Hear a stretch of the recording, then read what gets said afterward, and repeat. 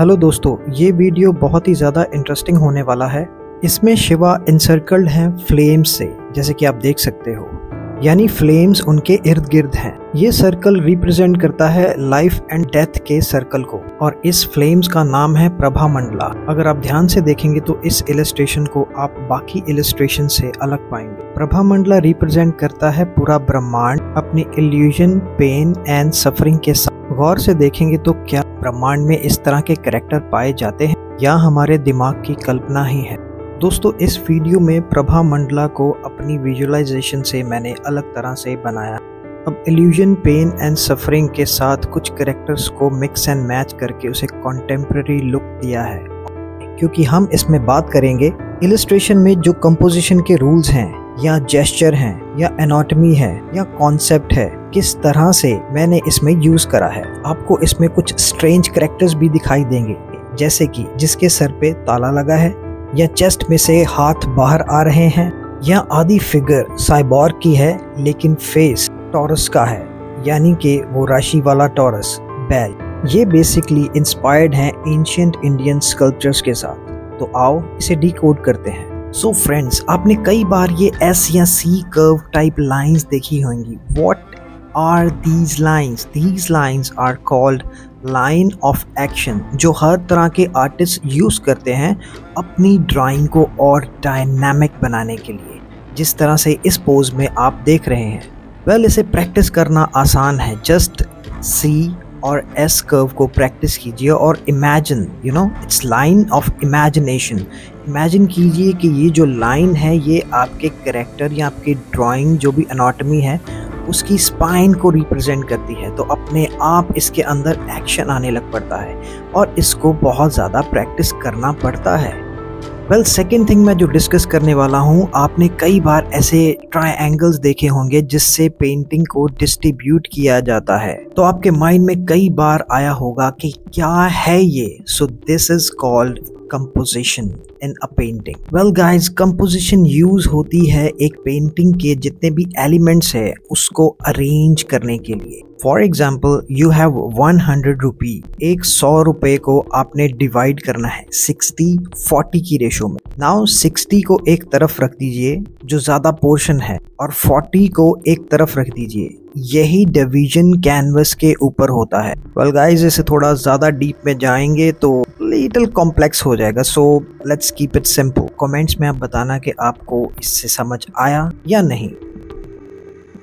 Whenever you start a painting, तो हर एक का अपना अपना चॉइस होता है। कुछ लोगों को कंटेम्प्रेरी अच्छा लगता है, लैंडस्केप्स अच्छे लगते हैं, बट मेरा हिसाब कुछ थोड़ा सा अलग है। मुझे इंडियन एंशिएंट स्कल्पचर्स के अंदर बहुत ज़्यादा इंटरेस्ट आ गया है, और जब भी मैंने ये देखी शिवा की स्कल्पचर, ये वाला छोटा सा जो स्कल्पचर देखा, ब्रॉन्ज का है शायद, इसकी फॉर्म ने ही मुझे अट्रैक्ट करा है कि मैं इसे एक कंपोजिशन में बनाऊं। जब मैंने इसके बारे में स्टडी करा तो ये अपसाइड डाउन जो जेस्चर है ये अल्टीमेट फ्रीडम को रिप्रेजेंट करता है, मोक्ष शिवा। कल वन हैंड जो पोस्चर है उसमें ये रिप्रेजेंट किया जाता है जो महासागर की जो वेव आती है, शिवा को उस तरह से रिप्रेजेंट किया गया है इसके अंदर। इंटरेस्टिंग बात यह है कि दूसरे हाथ में डमरू है जो समय और स्थान को रिप्रेजेंट करता है, यानी कि जहाँ इंसान रहते हैं। तो टोटल मिला के सब कुछ शिव है या सब कुछ शिव के अंदर है। सो इट्स वेरी डीप, क्योंकि रासायनिक परिवर्तन होता है और ग्रेसफुली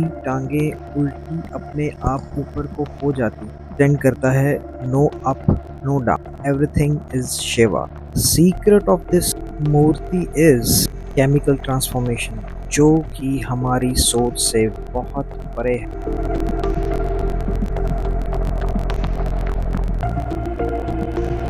वेल, प्रभा मंडला ऑल्सो रिप्रेजेंट सर्कल और हेलो ऑफ लाइट, जो चंद्रमा के इर्द गिर्द एक लाइन सी बनती है लाइट की, या जो सूर्य के इर्द गिर्द एक लाइन सी बनती है। क्योंकि अक्सर हम ऐसी चीजों को इग्नोर कर देते हैं, लेकिन इंडियन माइथोलॉजी में हर एक छोटी छोटी चीज के ऊपर गौर किया गया है। इसीलिए मुझे मिनिएचर पेंटिंग में और ज्यादा इंटरेस्ट आने लगा, क्योंकि वो इवेंट को नहीं रिप्रेजेंट करती, वो एक क्षण को, एक पल को रिप्रेजेंट करते हैं, जिससे उनकी सेंसिटिविटी और ज़्यादा बढ़ जाती है।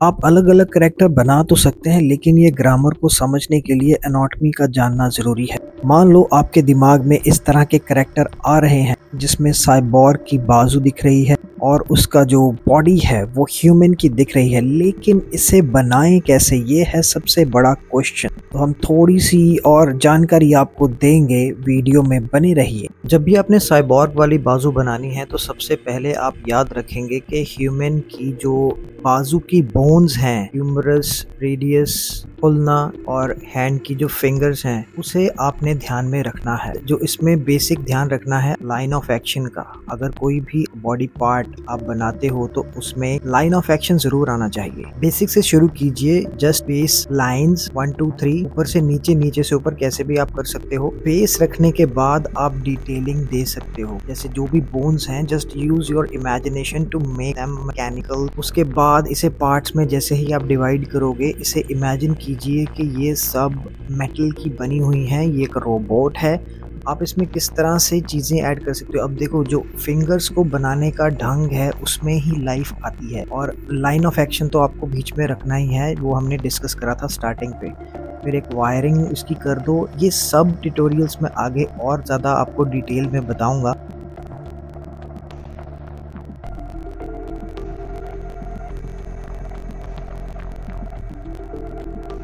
मैंने जब ये बनाई तो मैंने इसमें 10 एलिमेंट्स कुछ ऐसे ऐड करे हैं, जैसे कि toys, cyborg, dark 80th century की कॉमिक्स इंकिंग का style, ancient Indian characters, Shiva, flowers, alien, fire. But यहाँ पे मैंने कुछ एलिमेंट को चेंज करा है, टॉय वगैरह जैसे आप देख रहे हो नीचे बनाने के लिए। किसी भी कंपोजिशन को इंटरेस्टिंग बना सकते हैं। जब भी आपकी कंपोजिशन कुछ एंड पे आने लगे तो सबसे इम्पॉर्टेंट पार्ट है डिटेलिंग के साथ उसकी कंपोजिशन का ध्यान रखना। तो कंपोजिशन को हमने स्टार्टिंग पे ही डिस्कस करा है, तो आप वापस जाके यही ट्यूटोरियल को देख सकते हो।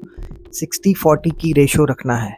आई होप आपको यहाँ तक का ट्यूटोरियल अच्छा लगा होगा। अगर अच्छा लगा है तो इसे लाइक, सब्सक्राइब एंड शेयर ज़रूर करना। इन्फॉर्मेटिव है एंड इट्स मीनिंगफुल, जस्ट ऐसे ही कुछ नहीं बना दिया गया।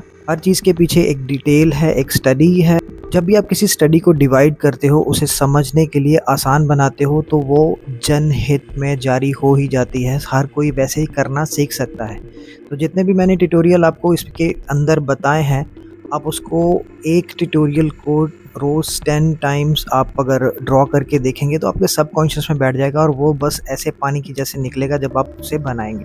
Friends, this is George ink. अगर आपको इस तरह के सब्जेक्ट्स अच्छे लगते हैं जो बहुत ही डीप हों और उन्हें अच्छे से समझाया गया हो आसान भाषा में, तो प्लीज़ इसे सब्सक्राइब ज़रूर करना, वरना आप ये वॉइस दोबारा सुन नहीं पाएंगे और ना ही ये ट्यूटोरियल देख पाएंगे।